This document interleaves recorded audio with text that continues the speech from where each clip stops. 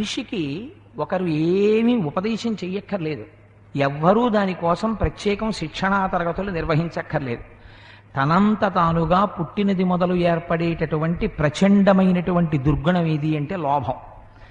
కనపడిన ప్రతిదాన్ని తీసుకొచ్చి లోపల దాచేసుకోవడం.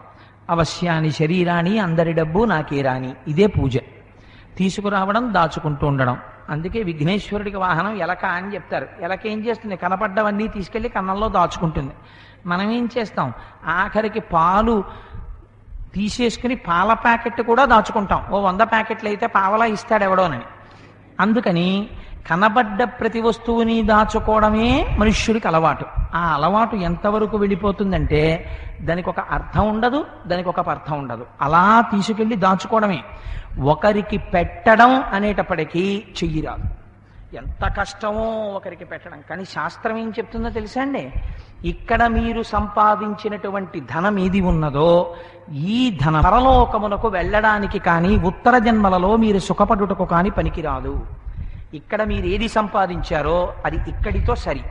ఒక్కసారి ఊపిరి ఆగిపోయింది అనుకోండి, అప్పటి వరకు ఆయన కోటీశ్వరుడు. ఊపిరి ఆగిపోయా ఎంత గొప్ప కోటీశ్వరుడైనా కొత్త కర్రలు, కొత్త చాపే.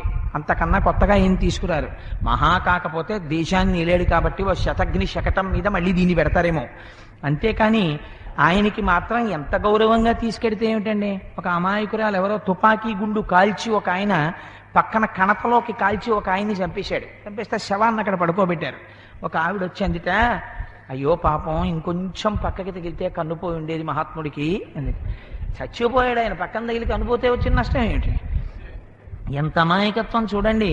అలా ఇక్కడ మీరు ఎంత సంపాదించారో ఆ సంపాదించినదంతా ఇక్కడతో సరి.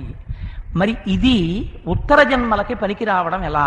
శ్రీగుణరత్న కోశంలో పరాశర భట్టర్లు అంటారు, యద్భ్రూభంగాః ప్రమాణం స్థిరచర రచనా తారతమ్యే మురారేః వేదాంతాః తత్వ చింతామురభిదురసి యత్పాద చిహ్నైత్తరంతి భోగోపోద్ఘాతకేళీచులికిత భగవత్వైశ్వరూప్యానుభావ సానశ్రీః అమృతలహరిధీలంఘనీయైః అపాంగైః. బ్రహ్మగారు సృష్టి చేసేటప్పుడు ఒక్కసారి ఆ పుర్రె చేతిలో పట్టుకుని కిందటి జన్మలో ఈ పుర్రె ఎవరిదో చెప్తారు. అది విని బ్రహ్మగారి తల్లి అయినటువంటి లక్ష్మీదేవి కాని ఒక్కసారి కనుబొమని కదిపిందా అపారమైనటువంటి ఐశ్వర్యం అని రాస్తాడు. వీడా దాచుకోవడం తప్ప ఒకరికి పెట్టినవాడు కాడు అని అమ్మవారు కనుబొమ కదపలేదా? వాడు దరిద్రుడై ఏ ఇంటిలో ఇంతక పూర్వము తాను నివసించి ఉన్నాడో అదే ఇంటి యొక్క ఎత్తైన గోడల క్రీనీడలో వచ్చే జన్మలో చీకట్లో భిక్షాపాత్ర పట్టుకుని తన కొడుకుల దగ్గరే భిక్ష పుచ్చుకొని కడుపు నింపుకోవలసినటువంటి దురవస్థకి చేరుకుంటాడు. అందుచేత ఏది మన వెంట వచ్చేది, ఏది మనం తీసుకెళ్లేది, మనం తీసుకొచ్చినది అన్నది ఏది ఉండదు. అది గమ్మత్తు. అసలు మీకు ప్రపంచంలో ఆశ్చర్యం ఏమిటంటే రావడం రహస్యం, వెళ్ళిపోవడం రహస్యం. ఈ రెండు ఎవ్వరికీ తెలియదు. అమ్మ కడుపులో ఎప్పుడు ఊపిరి పోసుకున్నాడు ఎవ్వరికీ తెలియదు. ఇదే శంకర భగవత్పాదులు భజగోవిందంలో అడుగుతారు, ఎందుకన్ని మాటలు విర్రవీగుతావు ఇలా చూపించి? ఒక్కసారి వెనక్కెళ్ళి ఆలోచించు. కాతే కాంతా కస్తే పుత్ర సంసారోయమతీవ విచిత్ర కస్యత్వం కక్కుతయాయాత తత్వం చింతియ తదీయ భ్రాత. నా భార్య అంటావు, నా బిడ్డలంటావు, నేనంటావు. ఎవరు నువ్వు? ఎక్కడి నుంచి వచ్చావు? ఇది వెనక్కెళ్ళి చెప్పు. ఏదో పిల్లవాడివి. ఇంకా వెనక్కెడితే మా అమ్మ కడుపులో ఉన్నాను అని నీవు అంటున్నావంతే.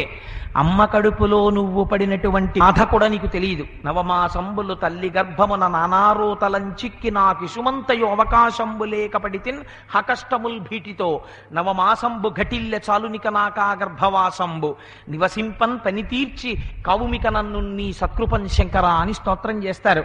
ఆ చీకట్లో పడుకుని మలమూత్రాలు తానే విసర్జించుకుని పుట్టినటువంటి పురుగులు కొరికేస్తుంటే లోపల కప వాత పైత్యములు పెరుగుతుంటే ఎంత కష్టపడ్డాడో.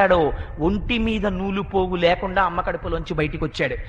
ఎంత సంపాదించిన వాడైనా వెళ్ళిపోయేటప్పుడు ఏదీ ఉండనివ్వరు. మీద కప్పిన బట్ట మేటి చాకలి పాలు పడుచు పెళ్ళామైన పరుల పాలు. ఏమిటి వీడి తీసుకెళ్ళింది? ఏదీ తీసుకెళ్లేదు. కింవానేన ధనేన వాజికరిభిప్రాప్తేన రాజ్యేన కిం వా పుత్ర కళత్ర మిత్ర పశుభిర్దేహేన గేహేన కిం జ్ఞాతైతక్షణ భంగురం సపతిరోత్యాద్యం మనోదూరత స్వాత్మార్థం గురువాక్యతో భజ భజ శ్రీ పార్వతీ వల్లభం అంటారు శంకర భగవత్పాదులు. నేనని నువ్వు ఇలా చూపించిన ఈ శరీరం కట్టెల్లో కాలిపోతోంది. ఆఖరణ నువ్వు పట్టుకెళ్ళింది ఏదైనా ఉంటే నువ్వు చేసిన పాపపుణ్యాలు ఒక్కటే పట్టుకెడతావు. ఈ చేత్తో నువ్వు ఇలా పెట్టినటువంటి పుణ్యం ఏదుందో అదొక్కటే నువ్వు పట్టుకెడతావు. ఇక్కడ రూపాయి కట్టలు తీసుకెళ్లి అమెరికాలోకి తీసుకెడితే ఒక టీ కూడా ఇవ్వరు, ఎందుకంటే అది డాలర్ కాదు కనుక. నువ్వు ఇక్కడ కన్వర్ట్ చేసుకుని డాలర్లు పట్టుకెడితే నిన్ను అక్కడ ఆదరిస్తారంతే. ఇక్కడ నువ్వు సంపాదించినది పుణ్యాన్ని ప్రయత్నపూర్వకంగా సముపార్జన చేసుకుంటే తప్ప ఉత్తర జన్మలలో మళ్ళీ నీ భార్యా బిడ్డల్ని పోషించగలిగినటువంటి సమర్థతారూపమైనటువంటి ఐశ్వర్యము నీ యందు భాషించదు. నువ్వు తెచ్చినది ఏమి తెచ్చావు ఈ ప్రపంచంలోకి? తల్లి గర్భము నుండి ధనము తాడెవ్వడు వెళ్ళిపోయేడి నాడు వెంటరాదు, లక్షాధికారైన లవణమన్నమే కాని మెరుగు బంగారంబు మింగబోడు, పొందుగా మరుగైన భూమి లోపల పెట్టి దాన ధర్మము లేక దాచి దాచి తుదకు దొంగలకిత్తురో దొరలకవును, తేనె జుంటీగలీయవా తెరువరులకు, భూషణ వికాస శ్రీధర్మపుర నివాస దుష్ట సంహార నరసింహ దురిత దూరా అని తల కొట్టుకున్నారు మహాత్ములు. నాకెందుకయా? అక్కర్లేదు. బతికున్నన్నాళ్ళు భగవన్నామని చెప్పుకున్న వాళ్ళు భయపడ్డారు.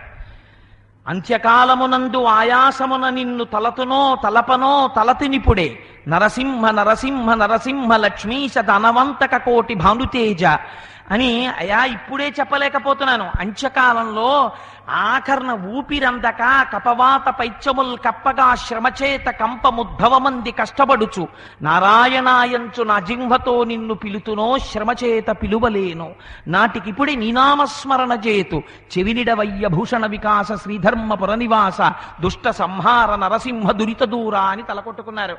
అంత్యకాలంలో భయంకరమైన రూపాలతో యమభటులు వచ్చి ప్రాణాల్ని బుగ్గడిచ్చేస్తుంటే, కపవాత పైత్యములు పెరిగిపోయి ఒకే ఒక వాయువుని నొక్కేస్తుంటే, కొడుకు వచ్చి నోట్లో తులసి దళంతో నీళ్లు పోసేస్తుంటే, కింద పడుకోపెట్టేస్తుంటే, దుష్ట నక్షత్రం అని బయటికి తీసుకుపోతుంటే, అప్పుడు నువ్వు భగవన్నామం ఏం చెప్తావు?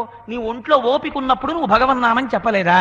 అప్పుడు అయ్యో ఒక్కసారి వెళ్ళి భాగవతం వింటానండి, ఒక్కసారి వెళ్ళి దేవాలయానికి ప్రదక్షిణం చేస్తానండి. ఎక్కడి నుంచి వస్తుంది అనుమతి? ఎక్కడి నుంచి వస్తుంది శక్తి?